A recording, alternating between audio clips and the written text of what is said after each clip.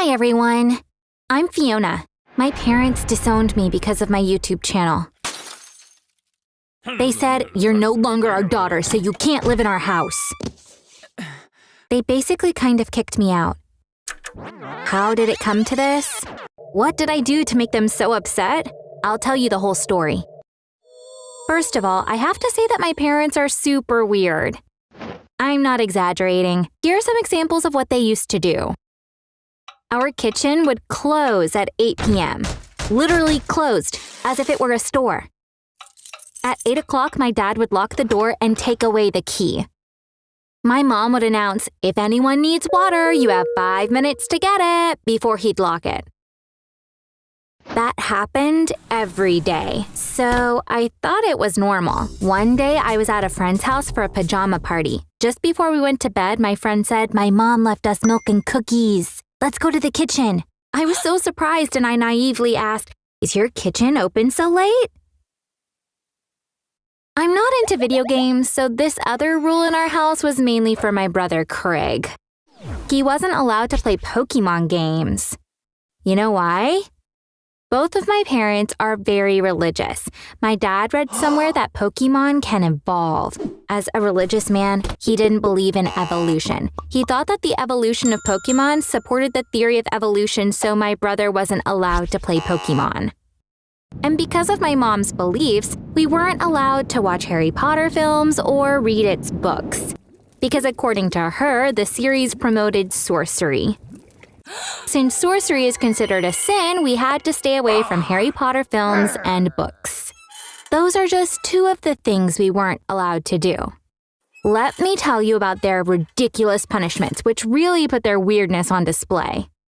One time, my brother forgot to flush the toilet after pooping. When my mom saw it, she called him over.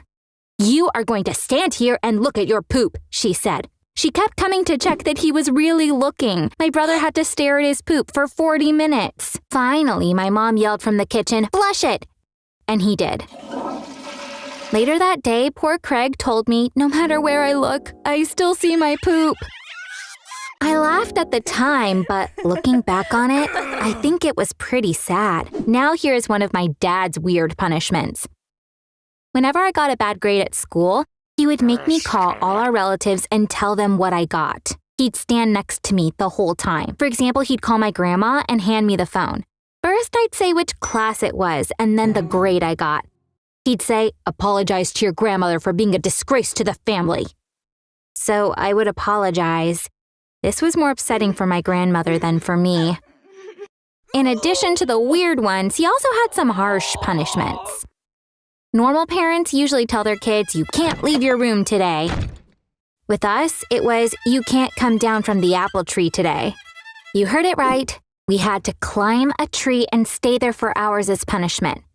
We had an apple tree in our backyard. That's the one we had to climb. For example, cursing would be punished with the tree. The amount of time we spent in the tree depended on the curse word. You know what the saddest part is? When you grow up in a home like this, you think this is normal. You think this kind of stuff happens in every home. When I was 13 or 14, I started learning more about my friends' families' lives, and I realized that ours was not normal at all. This awareness made things difficult for both me and my parents. I no longer accepted everything they said. So we'd fight all the time.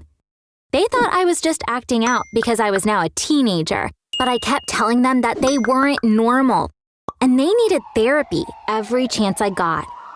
I felt like a volcano that was ready to erupt. There was no avoiding it. I had to get rid of the lava building up inside me, otherwise it was going to harm me. During that period, I realized that sharing was a sort of therapy for me. I felt better when I talked to my friends, but there were some things I couldn't tell them. I'd gone through such terrible things that I was worried they would judge me, even though none of it was my fault. The solution was right in front of me. I decided to create a YouTube channel. I wasn't going to show my face or tell anyone about it, including my brother. That way, I would be able to share everything anonymously. Where do you think I shot my first video? Sitting in the apple tree. I set up the phone's camera so it would only show the apples. I pressed record and started talking about this apple tree's role in my life. I let it all come out. It's weird, but I didn't cry at all. I just talked.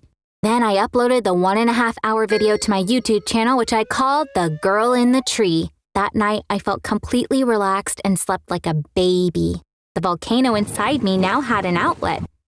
After the first 10 days, the amount of views on my video started to go up. I remember the first comment very clearly. Did you really experience this, or are you just making things up? A few hours later, I got a second comment, which said, please show us your face. I continued uploading 2 videos per week. I got over 1,000 subscribers. The 7 videos I uploaded had a total of 9,000 views. As my emotional scars were being healed, something really unexpected happened. My brother accidentally came across my channel. He texted me right away, but I was on my way to a friend's house to work on a school project. So I didn't see my messages. Craig's dream was to be a YouTuber, and he thought that I made this channel to become one as well. He was so happy when he saw the number of views and subscribers. He was proud of me and immediately went to show our mom. When I came home, my parents were livid. Craig realized what he had done, but it was too late. My mom kept saying, "How dare you talk about our private lives online?" My dad said, "I didn't expect this from you. We've given you everything, and you stab us in the back." But the thing is, I hadn't exposed anyone. I had only told things from my perspective without saying anything bad about my mom or dad.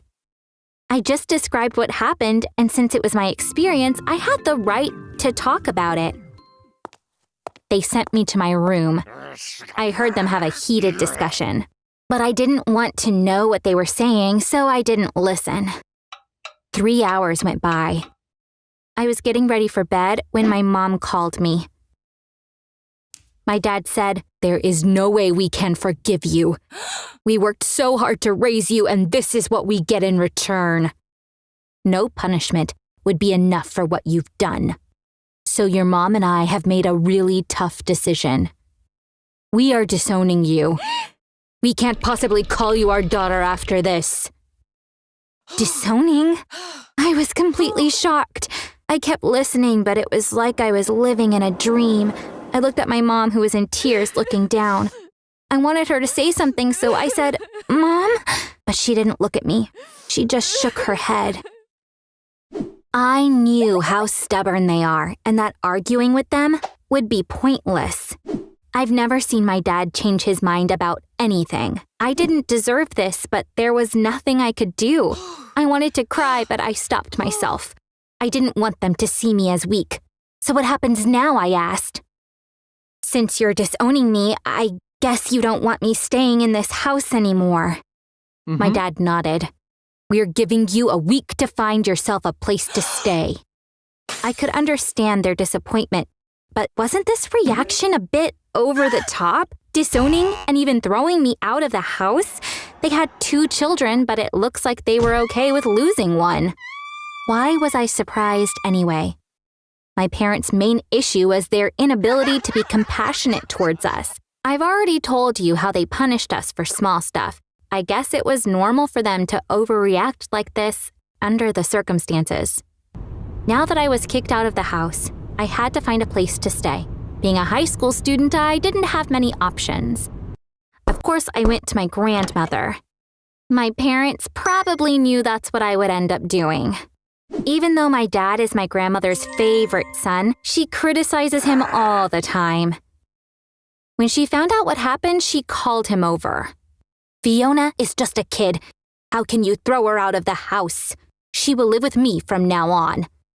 And I am disowning you too. Throw Craig out as well. I'll take care of both of them." My dad listened without saying anything. Then he just left. I've been living with my grandmother for 5 months now. I wish they had kicked me out earlier because I feel so good here. Craig stays over a lot. He says that my mom cries all the time because she misses me. I'm not unforgiving like her. I'd go see her right away if she called. but I don't think I'll ever live in that house again. I was really sad about having to delete my channel, but then I stopped caring because it had served its purpose. It helped me share all that was building up inside of me, right?